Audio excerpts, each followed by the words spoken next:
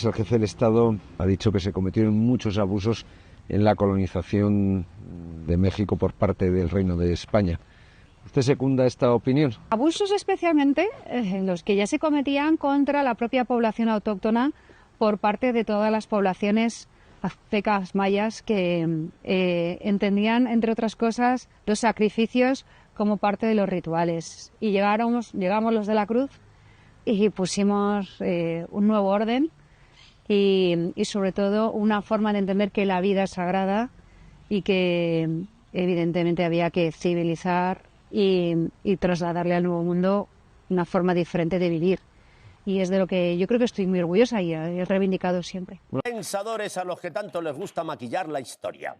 Pero sabéis que nosotros preferimos la opinión de Mikel Herrán, que sabe más de maquillaje y sobre todo mucho más de historia. No, es normal, en España tenemos un problema enorme con cómo hablamos del pasado colonial y del imperio, porque nos queremos quedar con lo bueno, pero no tanto con lo malo. Decimos que nuestra conquista fue la más piadosa, o que inventamos los derechos humanos o el mestizaje, pero no hablamos, por ejemplo, del comercio de esclavos.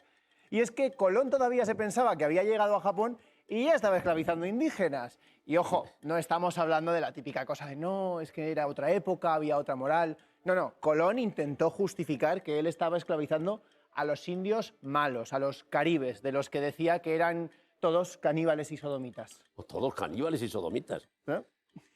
¿Qué se comerían unos a otros?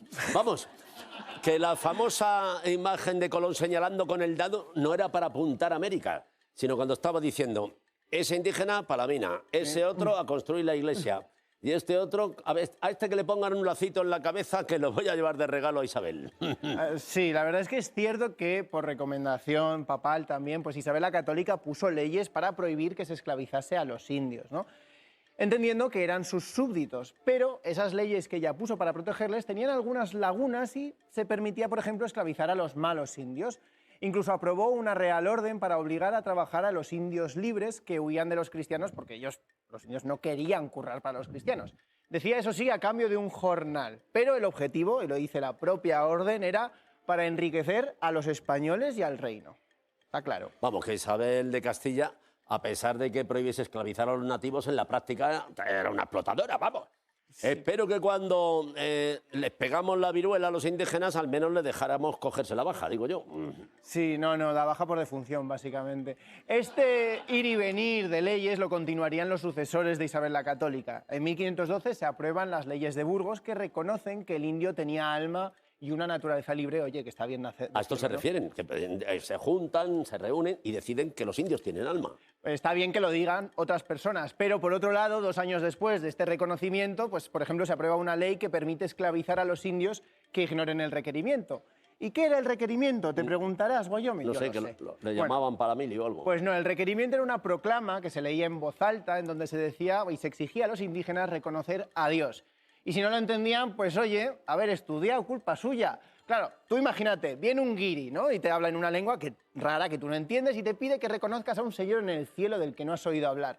Y si dices que no, pues te quitan la casa o te ponen a trabajar para ellos. A ver, en otras palabras, que las monjas de Belorado no fueron las primeras que se desahució la iglesia, ¿no? No, ha desahuciado a mucha gente la iglesia. Pero Felipe VI también ha mencionado controversias, ¿no?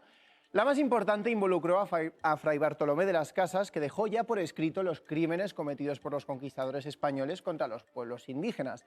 Pues, como decimos, este fraile se enfrentó en la llamada controversia de Valladolid al sacerdote Ginés de Sepúlveda, que justificaba la conquista diciendo algo muy parecido a lo que ha dicho Ayuso, que había pueblos bárbaros e inhumanos que debían ser sometidos.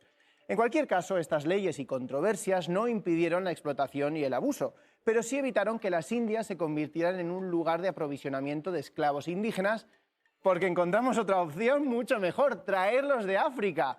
Por ejemplo, en 1518, cuando en las Antillas empezaron a quedarse sin indios por las epidemias y la explotación, se aprobó inmediatamente importar 4.000 esclavos africanos para mantener las plantaciones de azúcar, y a partir de ahí pues ya hablamos de cientos de miles a lo largo de siglos. Vamos, que podemos concluir que hay algo peor para la salud que el azúcar. Los conquistadores así cuando te caen encima. Sí, esos no te dan diabetes, te dan algo peor.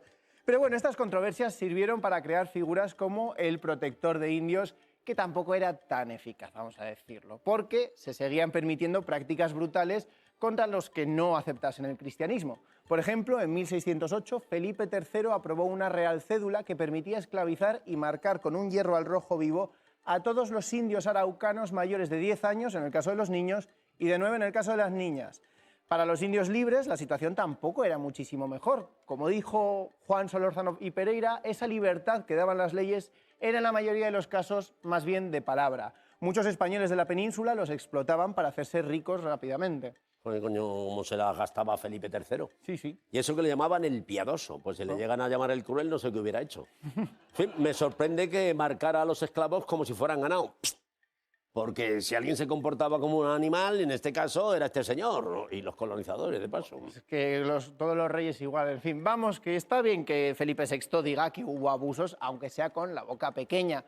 Pero estaría mejor que estas cosas se enseñasen y que dejemos de idealizar el imperio en España, porque luego cada 12 de octubre la tenemos con los que quieren decir que los conquistadores fueron héroes y santos. Pues nada, lo dejamos aquí. Muchas gracias, Miquel, por contarnos algunos detalles de la cara oculta de la conquista de América. De ese españolismo integrista que tienen dentro, que demuestra además un grandísimo desconocimiento de la historia de España y mucho menos de la historia de España en lo que entonces se llamaba la Nueva España, México actual, pues, y además desconocía, por ejemplo, que desde el propio Vaticano pidieron perdón precisamente por las tropelías que se hizo en nombre de la cruz y de la religión en estos países. Pensar que la civilización azteca y la civilización maya era muy inferior a la civilización española es de un etnocentrismo absolutamente insoportable para cualquier observador de las culturas de los pueblos. Pero además es que el señor Feijóo es un desconocedor temerario. Cuando dice los españoles no llegaron a México hasta el siglo XVI. El primer pie en tierra lo pusieron en San Juan de Ulúa en 1519. ¿Cómo que no tienen ni idea de cómo fue? Que lean a Bernal Díaz del Castillo, que escribió un libro maravilloso en primera persona, un soldado de Hernán Cortés, que se llamaba La verdadera historia de la conquista de México. Que la lean.